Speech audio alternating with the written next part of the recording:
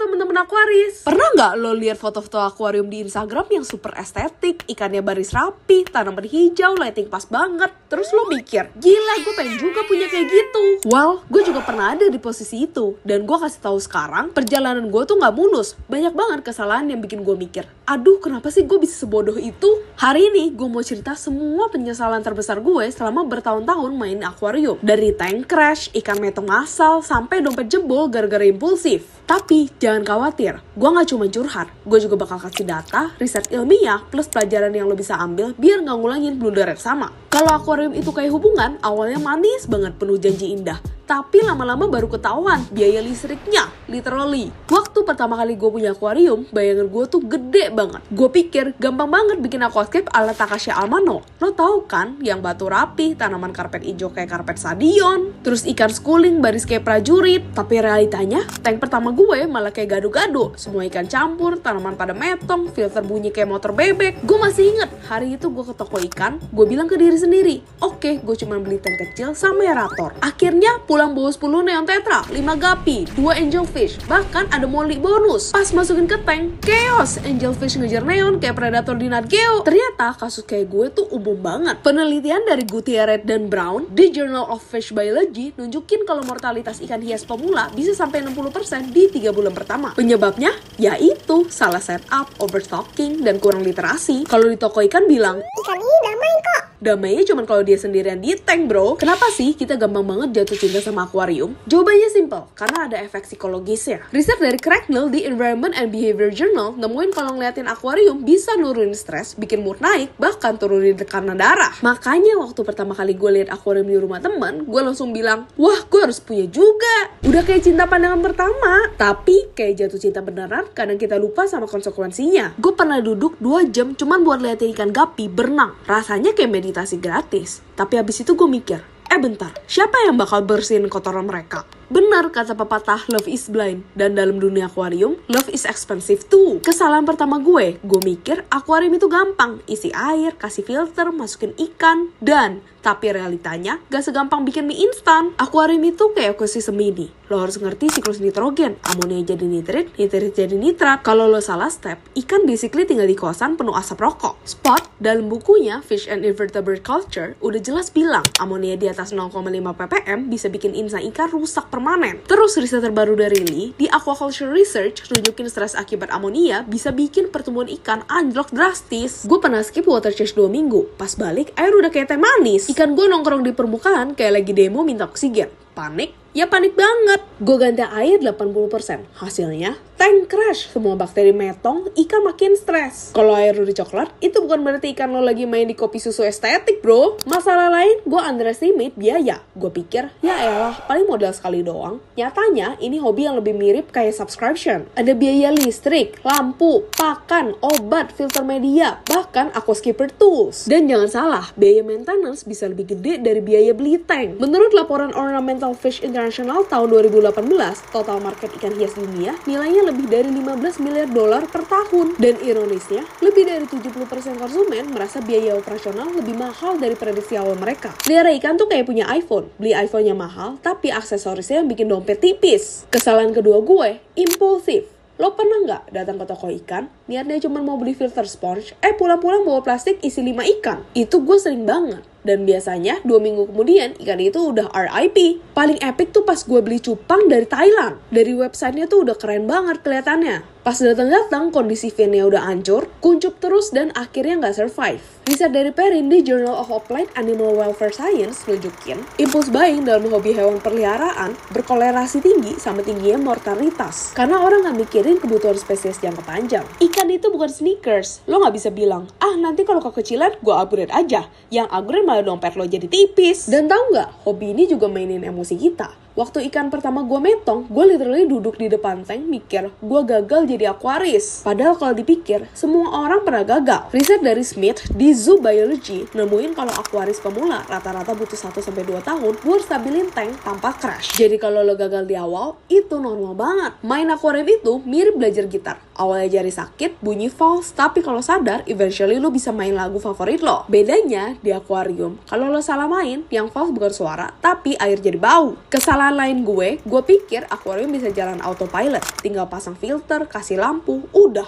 Ternyata enggak. Filter mampet, heater rusak, lampu metong, alga take over, itu semua bagian dari perjalanan. Penelitian oleh Martins di Reviews in Aquaculture nunjukin keberhasilan jangka panjang akuarium rumah tangga sangat dipengaruhi oleh rutin maintenance, water change, cleaning filter, kontrol pakan. Gue pernah lupa mati lampu tank 3 hari. Hasilnya, alga party. Tank gue udah kayak kolam hijau di sawah. Kalau ada yang bilang akuarium itu gampang, itu sama aja kayak bilang diet gampang. Nyatanya, konsistensi itu susah. Gue juga sering kejebak antara emosi dan logika. Emosi bilang, ikan ini lucu, beli aja. Logika bilang, tank lo udah penuh bro. Dan biasanya, emosi yang menang. Hasilnya, tank overcrowded, ikan stres, akhirnya sakit. Menurut riset oleh Huntingford di Applied Animal Behavior Science, overcrowding bikin ikan lebih agresif, growth rate turun, dan mortalitas naik. Overstocking itu kayak ngekos bertiga di kamar ukuran 2x2 meter. Awalnya seru, lama-lama pengap dan ribut. Nah, jadi kita udah bahas betapa gampangnya kejebak di mimpi indah akuarium. Dari obsesi glass box, salah setup, biaya nggak terduga, sampai impulsif beli ikan. Nah, di segmen berikutnya, kita bakal bahas lebih dalam lagi tentang komitmen waktu dan tenaga. Karena percaya deh, ini bukan sekedar hobi, tapi gaya hidup. Beda tipis lah sama punya anak. Bedanya, anak lo bisa ngomong kalau lapar. Ikan, dia cuma bisa staring at you, bikin lo insecure. Setelah euforia awal punya akuarium, gue baru sadar, ternyata yang gue beli itu bukan sekedar hobi, tapi komitmen jangka panjang. Dan bro, komitmen ini gak kalah ribet sama hubungan. Bedanya kalau pasangan bisa chat kalau dia lagi bete. Ikan, dia diam aja. Terus tiba-tiba metong kalau lo salah rawat. That's the cold truth. Di jurnal tahun 2018, peneliti bernama Matsuzaki di Journal of Aquatic Animal Health nunjukin bahwa fluktuasi kualitas air dalam 24 jam bisa bikin stres level ikan naik signifikan. Artinya, kalau lo telat ganti air atau malas cek filter, efeknya nggak cuma estetika, tapi kesehatan ikan lo langsung drop. Gue dulu mikir, sekali-sekali bolos water change mah nggak apa-apa. Ternyata itu awal mula bencana. Gue inget banget, dulu kerjaan padet, pulang udah jam 10 malam, lihat tank udah mulai kusam. Gue mikir, besok aja deh cleaningnya. Tapi lo tahu kan, tomorrow never comes. Besok jadi minggu depan jadi sebulan. Tiba-tiba boom, alga take over. Literally gue bisa bikin salad dari alga di tank itu. Bahkan gue sempat mikir, harusnya gue daftarin alga gue ke lomba aquascape. Siapa tahu bisa menang kategori Green Jungle Apocalypse. Dan itu belum seberapa. Penelitian dari Noga di bukunya Fish Disease, Diagnosis and Treatment nunjukin ikan yang hidup di lingkungan penuh amonia dan nitrit tinggi akan lebih rentan kena penyakit parasit kayak ick atau velvet. Jadi kelalaian gue soal komitmen ini literally bikin ikan gue target empuk penyakit. Kalau di dunia manusia, kayak lo tidur di kosan yang airnya gor, ya jangan heran gampang sakit. Di titik ini gue mulai sadar, akuarium itu bukan sekedar pajangan cantik. Ini tanggung jawab hidup, sama kayak lo adopsi kucing atau anjing. Lo harus siap rutinitas setiap hari. Dan yang bikin tricky, rutinitas ini invisible. Orang lain lihat tank gue cakep, tapi gak ada yang lihat betapa seringnya gue nyadar kotoran pakai sifon jam 2 pagi. Behind every thriving tank, there's a sleep deprived owner. Sekarang kita masuk ke dosa klasik kedua gue, impulse buy. Bro, siapa yang di sini pernah masuk toko ikan, cuman mau beli satu neon tetra, pulangnya bawa satu kantong penuh ikan random? Yes, guilty as charged. Gue sering banget kayak gitu. Rasanya kayak lagi window shopping, tapi semua ikan manggil-manggil gue minta dibawa pulang. Masalahnya, gue sering beli ikan tanpa riset. Contohnya, dulu gue pernah beli axolotl kecil karena kelihatan lucu. Padahal, axolotl ini bisa numbuh gede. Akhirnya, dia bikin tank gue chaos. Gue belajar dari riset Coin di Ecology of Freshwater Fish yang bilang, perilaku agresif ikan predator dalam ruang terbatas bisa ningkatin mortalitas ikan tank meat sampai 60% dalam 3 bulan pertama. Dan gue ngerasa itu nyata banget. Kasian banget udang-udang gue yang harusnya bikin tank cantik, malah jadi santapan si axolotl. Literally kayak gue bikin buffet gratis buat si predator. Lesson learned, jangan pernah beli ikan cuman karena dia lucu di toko. Always research first. Di forum-forum aquaris, banyak yang bilang buy first, research later adalah resep pasti untuk menyesal. Dan riset akademik juga bilang hal yang sama. Tahun 2017, peneliti Glover di Applied Animal Behavior Science nemuin bahwa stres akibat introduksi ikan baru tanpa karantina bisa ningkatin agresi antar ikan dalam tank sampai 40% dalam 48 jam pertama. Jadi ya, bukan cuma salah pilih spesies, bahkan cara lo masukin ikan ke tank pun harus benar. Jadi kombinasi antara meremehkan komitmen sama hobi impulse buy, ini udah bikin gue kehilangan banyak ikan dan banyak duit. Kalau gue flashback, harusnya gue dari awal bikin checklist, ikan apa yang cocok, kebutuhan mereka apa, maintenance schedule seperti apa. Tapi gue terlalu sibuk ngejar excitement, akhirnya excitement gue berubah jadi regret. Dan itu kenapa gue pengen banget lo jangan ngulangin kesalahan gue. Next, kita bakal bahas fase paling gelap dalam perjalanan akuarium gue, the tank crashes. Lo siap? Karena ini bagian paling nyakitin, tapi juga paling banyak pelajarannya. Ini bagian paling nyakitin. Bro, gue pernah ngalamin apa yang disebut tank crash. Bayangin, pagi lo bangun, lihat tank lo yang biasa jernih, tiba-tiba berubah jadi kayak sup soto, air keruh, ikan megap-megap, filter kayak nggak ada gunanya. Rasanya kayak dunia runtuh di depan mata. Tank crash biasanya terjadi karena satu hal, instabilitas biologis. Menurut Scott, di Fish and Invertebrate Culture, sistem akuatik itu ibarat ekosistem mini yang rapuh. Sedikit perubahan drastis, misalnya overfeeding, filter mati semalaman, atau tiba-tiba cleaning terlalu bersih, bisa ngeriset keseimbangan bakteri baik. Dan tanpa bakteri baik, boom, amonia naik, ikan langsung jadi korban. Disinilah gue nyadar, dulu gue sering terlalu semangat cleaning. Gue pikir makin bersih makin bagus. Tapi kenyataannya, gue justru ngilangin bakteri nitrifikasi. Riset klasik dari Hovanek and DeLong di Applied and Environmental Microbiology nunjukin bahwa bakteri nitrifikasi itu butuh waktu berminggu-minggu untuk stabil di filter. Sekali lo gosok bersih semua media, lo basically riset progress lo ke 0.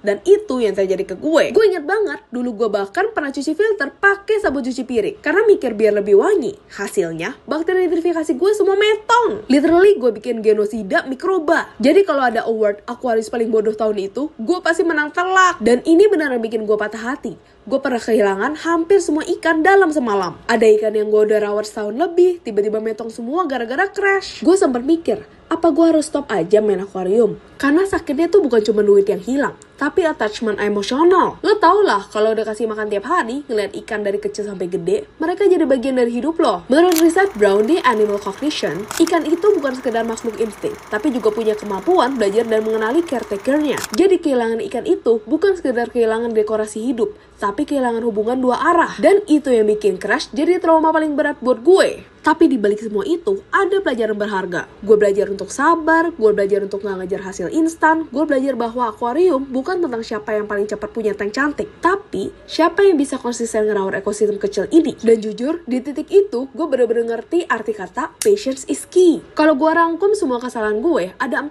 hal yang paling penting lo hindari. Pertama, jangan meremehkan komitmen. Kedua, jangan asal beli ikan tanpa riset. Ketiga, jangan bersihin filter sampai steril kayak ruang operasi. Dan keempat, jangan pernah lupa, sabar adalah kunci utama. Kalau lo pegang 4 ini, lo bakal jauh lebih bahagia dari gue waktu awal-awal. Dan sekarang, gue bisa bilang dengan bangga, gue udah berdamai sama semua kesalahan gue. Ikan gue sehat, tank gue stabil, dan alga gue udah pensiun dari dunia modeling. Jadi kalau ada yang nanya, apa rahasianya tank cakep? Jawabannya simple, less ego, more patience. Bro, akuarium itu cermin hidup. Lo belajar dari kegagalan, lo sabar nunggu hasil, lo adaptasi tiap kali ada masalah. Dan yang paling penting, lo jadi lebih menghargai makhluk sekecil apapun yang lo pelihara. Jadi semoga cerita regret gue ini jadi tameng buat lo, biar lo gak jatuh ke lubang yang sama. Dan bisa bikin akuarium yang bukan cuma cantik, tapi juga penuh kehidupan. Thanks for watching, jangan lupa like, share, dan subscribe karena perjalanan dunia akuarium masih panjang. Dan gue janji bakal terus share pengalaman gue, baik yang manis maupun yang pahit. See you in the next one, and remember, keep your tank clean and your heart cleaner. Peace out, guys!